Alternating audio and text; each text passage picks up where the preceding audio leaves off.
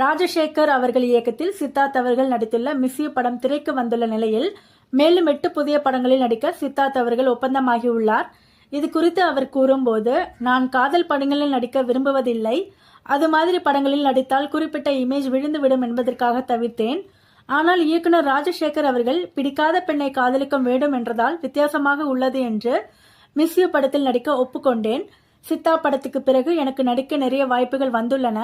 அடுத்து 8 புதிய படங்களில் நடிக்க ஒப்பந்தமாகியுள்ளேன். இதில் 3 படங்கள் ரெடியாகிவிட்டன. 2 படங்களின் படப்பிடிப்புகள் நடந்து வருகின்றன. 13 மாதங்களில் நான் நடித்த 4 படங்கள் திரைக்கு வர உள்ளன.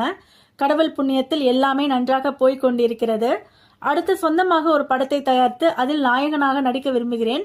இந்த படத்துக்கான திரைக்கதை தயாராகிவிட்டது. படத்தை இயக்குபவர் உள்ளிட்ட இதர விவரங்கள் பிப்ரவரி மாதம் அறிவிக்கப்படும் என்றார்.